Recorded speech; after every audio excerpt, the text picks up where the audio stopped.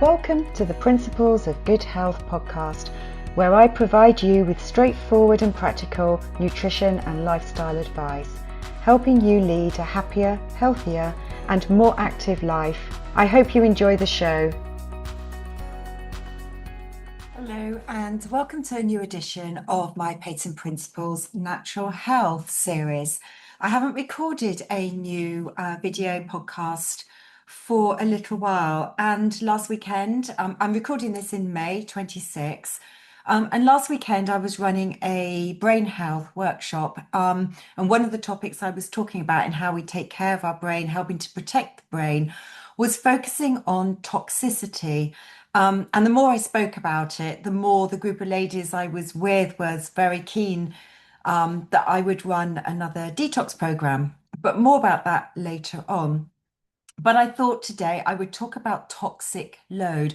Do you understand the toxic load on your body? Are you aware of where toxins are getting into our body, where we find them in our environment? And more importantly than that is the impact some of these chemicals and toxins are having on our health. It's a really, really important subject. So in addition, as a naturopath and nutritionist, obviously talking about gut health and hormone health and what we're eating, we need to focus more and more about the toxicity and the toxic environment.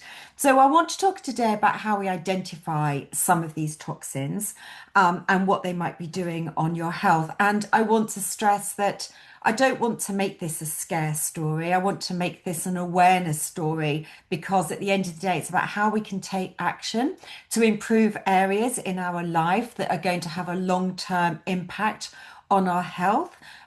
Because I want people to live not longer lives. I want people to live healthier lives and stay in good health for as long as possible, including myself as well.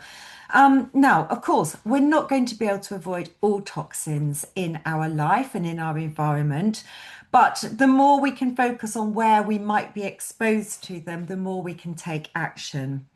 Now, 2025, there was a shocking statistic that I read about, and there was an analysis done on public health data, and it actually declared that 2 in 5 people in the UK are living with a toxic burden. And the way toxic burden is defined is an accumulation of toxins that are building up inside our bodies over time, and that 2 in 5 of us have this toxic burden.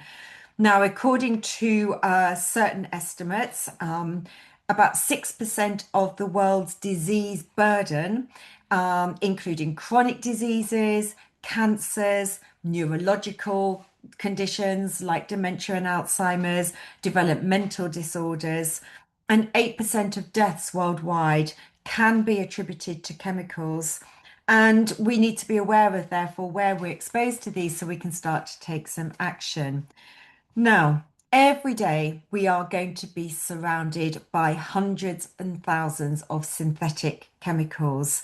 The last stat I could find was in 2018. And across the EU as a whole, 170 million tons of chemicals were consumed.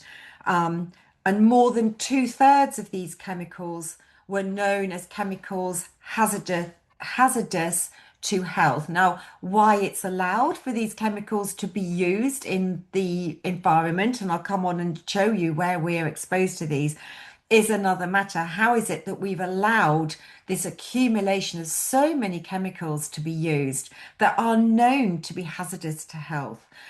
It was a report that was on a website called Eurostat. Very useful website to go on and start to search and find different bits of information. Now, one of the good news is that the number of chemicals in circulation has been falling, but clearly it's not falling quickly enough. If only data was coming out last year about our exposure to these chemicals and the impact it's having on our health. You've only got to look at the continuous and significant rise in cancers and dementia and Alzheimer's, and things like cancer in younger and younger in people, and ask your question, why should this be happening? You know, it's not a natural occurrence. Why is this happening? And chemicals, I believe, quite clearly have a very significant role to play. There was an article again as I was Googling writing this, and it was an article online saying a typical roast dinner may be drenched in 102 chemicals. I found it in The Guardian. Obviously came from some other reports, pesticides in our food, non-organic meat, what is in it, and our vegetables and the pesticides and herbicides. I mean, we are aware of it, but are we aware of just how much exposure we're getting to chemicals? 102 chemicals in a typical roast dinner. It's quite frightening when you read it like this. Now, I'll go back to some of these chemicals that are known to be hazardous to health. And some of these are known as persistent chemicals or forever chemicals. It's a group of 10,000 widely used chemicals known as forever chemicals. And the reason why they have this name as being persistent and forever is because once they enter the human body, it is very, very hard to get them back out of the body again. And they start to accumulate in our organs and our tissues, like our kidneys and our liver. They start to accumulate there. And once they are there and held in our tissues, it becomes increasingly difficult over time to get them back out again. So rather than just give you statistics, what you want to know about is, okay, where do I find these? So here's an example of where we find not just the forever chemicals, but just this chemical overload overall. Our soil. This is our exposure in our soil and therefore through vegetable use coming from the soil, not what's sprayed on our vegetables, but from the soil, from non-organic agricultural practices, but also sewage sludge that ends up getting leached into our soil. That's one area. When I say natural food, I'm talking here about sort of our fruit and vegetables. And here we're talking about the use of pesticides and herbicides and things that are sprayed onto our crops to help remove insect overload, but also things that are done to the crops when they're drying them, some of the grains, to keep them from molds. Hence the herbicides, so that they can then go into the production and keep them fresher for longer. Of course, ultra processed foods, we're hearing a lot about ultra processed foods, but from a chemical perspective, I'm thinking here about emulsifiers and colors, and some of those E numbers, but it's not just the E numbers. You've only got to start to read ingredients on the back of the packaging and ask yourself some of those long words. Do you understand what they are? Is that something that you're aware of as a natural ingredient or not? So chemicals are increasingly being found in processed breads, for example, but just generally across processed foods overall and ultra processed. An area that I think is really important to think about is non-stick pans. Non-stick pans are full of awful chemicals and some of those forever chemicals. And, we may think it's great to be using an easy non-stick pan, but every time you're heating something and cooking something in that pan, just think about what chemicals could be leaching into your food. What about our water supply? Have any of you seen the TV program called Dirty Business? Now, I live on the edge of the Cotswolds, and that program, the docudrama, was very much about Thames water and the sewage sludge and terrible stuff, pollution they were pumping illegally into our local rivers like the Windrush. And of course, it's not just happening there. And yes, they'll be telling us everything's being cleaned up. Do you really believe them? So being very careful about the water that we drink and being aware of just what's going into our water supply. It's quite, well, that saying the program was shocking actually was an absolute understatement. I think it left my husband and I quite gobsmacked for quite a while after watching it. Our clothing and textiles. We're very much aware of nanoparticles, nanoplastics. They're being lodged into our tissues, and some of our textiles now, the more synthetic fabrics, non-natural fabrics, are more likely to have some nanoplastics in them. Furniture, it's going to be very hard to buy a new sofa that hasn't got fire retardant on it. That's not great. But then you start to get an added, would you like a stain resistance added to it, or stain resistant carpets? They are spraying chemicals over that, which may seem good that you're not going to get stains, but just think about those chemicals and breathing those chemicals in. Toys, plastic toys, and what they're using in some of those toys is not that great. Cosmetics and natural skincare products and shampoos and dental care. Um, just what are you using on your skin? Your skin is like a sponge. That's why ladies are using HRT, because it get, and things that are on the skin, because it gets absorbed through the skin. For a long time now, magnesium sprays, they get absorbed into the skin. Your skin is going to be absorbing all those chemicals that you put on your skin. Household cleaning products, the chemicals in those household cleaning products, what you're putting down the toilet, your washing powders, what are you using? Airborne chemicals, from planes, from cars, what's being pumped out by factories, those airborne chemicals. Now, so we are surrounded by chemicals all over the place. And I mentioned about the more serious conditions that could result directly from chemicals, or part of the causative factor could be chemicals. But what about whether you feel that a chemical overload or a chemical burden may be playing a part of some of your symptoms? So these are some of the symptoms you might want to look out for. First and foremost, I just want to say that things like menopausal symptoms, PMS symptoms, chronic fatigue, IBS type symptoms. You may or may not get given a diagnosis. You may just think that what you're experiencing could be linked to one of these things. But I wouldn't go there first and foremost, unless people have had a true diagnosis. Not that I accept that IBS is a true diagnosis of anything, because I specialize in gut health. And the same with menopause. I don't accept that we group all these symptoms together because ladies are of a certain age and everything is to do with just going through the menopause. But some of the common symptoms that you may or may not experience: feeling sluggish, feeling not like you're not firing on all cylinders. Your sleep, you may have difficulty falling asleep, staying asleep, sleep starts to become broken. You may not feel that you're sleeping deeply through the night. You may think you have a good night's sleep, but you wake up in the morning and you still wake up feeling tired, not ready to start the day, get on the day, feeling refreshed. You may experience niggly skin symptoms. Are you getting little rashes, little outbreaks, suddenly getting acne at an older age? Some rashes, they suddenly start to appear. Headaches, are headaches becoming more frequent? Are you getting headaches that you didn't get before? Your bowel movements, are they suddenly altered? I don't want you to start thinking that an altered bowel movement is just because of chemicals. And I do recognize that there can be more serious things going on. But just initially, bowel movements, they might suddenly be becoming a little bit looser. Things might be becoming more of a constipated picture. Little things are becoming a little bit more sluggish. Start to get some digestive symptoms, some more increase in bloating.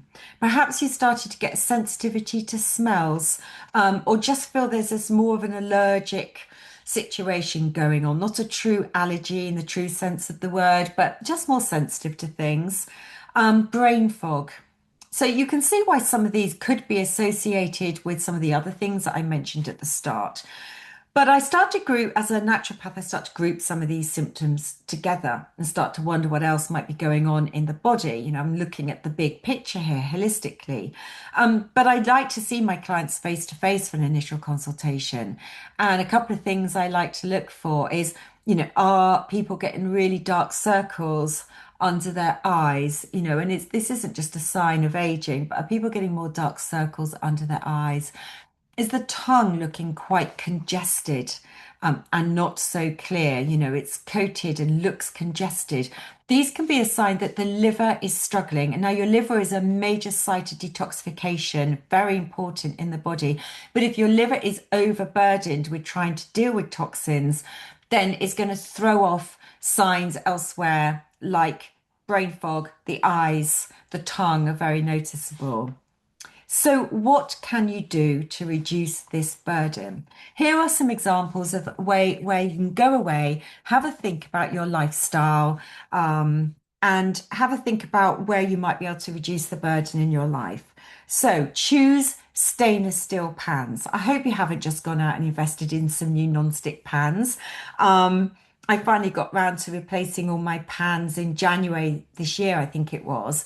And my husband didn't understand why I was going for stainless steel and saying they're going to be harder to clean. It's not necessarily true unless you're doing something like scrambled eggs. But I said, no, absolutely 100%. It's not going to be non-stick pans in this household. They're all going to be stainless steel. Buy organic food wisely. So I always advise looking at the environmental working group or Googling clean 15 and dirty dozen. I talk about this a lot because the clean 15 and dirty dozen highlights the dirtiest dozen fruit and vegetables. So those would be the ones you would really want to focus your efforts to buy organically. And the clean 15 have very little residue of chemicals on them. And therefore, you may not think, why spend your money buying organic, which will be a little bit more expensive. I could keep buying those normally and focus my efforts to buy the dirty dozen. There's a great big long list in between. And so you can work out for yourself whether you go beyond the dirty dozen. But that's a really good starting point. Where you can, buy organic meat and buy, if you're eating salmon, don't buy farm salmon. You only need to look at the farm salmon and the toxins with farm salmon. So if you can buy wild Alaskan salmon when you're going to eat it, because it's much, much purer. Try and get a water filter that's going to try and remove some of those forever chemicals as much as possible. Avoid plastic containers and never, ever, ever put those containers in the microwave. If you've got a microwave, you may not want to have a microwave because of the radiation. So those plastic containers often are the ones you get from takeaways. Okay, I'm not expecting people to live, you know, pure lives and never have a takeaway, but just be very, very careful with those containers. They don't end up in the microwave. Avoid plastic bottles and especially don't have any plastic bottles that find their way into sunlight because the chemicals leach out of that plastic and into your water. Just use a stainless steel bottle and it helps to keep it cooler as well. Try and avoid stain resistant furniture. As I said, you may not be able to get furniture like sofas that don't have not have a fire retardant on them from a safety point of view, but certainly you don't need to spend and have something that's got stain resistant on it because the Scotch Guard, it's just additional chemicals. Try and choose organic skincare where you can. I'm a consultant for Neil's Yard Remedies. The blog that goes with this video podcast does have a link to my online shop, which I don't often promote at all. But I like Neil's Yard Remedies. I've been a consultant since 2010 because they're a lovely British family-owned organic skincare company. They were the first to be Soil Association certified and just lovely, lovely products. Try and get away from cities as much as you can and get out into nature if you do live in a city. So just to get away from the toxicity, less so in cities now, I do realise where we're not allowing polluted vehicles in or they have to pay a lot of money to go in. So that does help. But, you know, getting out in nature and breathing in from nature, you know, with being surrounded by trees. So clearly trying to reduce your exposure is the number one priority and the purpose of my post today. It is also important to look after your liver. It is important to think about detoxifying, ideally a couple of times a year. And like I said last week when I ran my workshop and I was talking about the impact of toxicity and toxins in the brain, particularly last week at the workshop, and running a detox program. I don't feel right now is the right time of year, because when you do something like this, you want to run it for at least 2 weeks, possibly 3 weeks, ideally 4 weeks. And I don't feel as we approach the summer and more social engagements, you get the best buy-in and commitment to it. So whilst it is important, I think I'm going to run this post-summer. So do watch this space, because I will be talking about this, and it'll be in my newsletters, it'll be on my website as well, Peyton Principles. So I hope you found this useful. I hope it's given you a little bit of awareness, given you something to go away and think about. Think about how you can reduce your exposure. Think about, wisely how you can buy a little bit of organic food, stainless steel containers, pans, bottles, as much as possible. And just small steps can make a big difference. So I hope you found that useful today, and thank you so much for watching. Thank you for listening. This is Caroline, the creator of the Peyton Principles Natural Health podcast series. If you've enjoyed today's podcast, please click like and subscribe to the entire podcast series.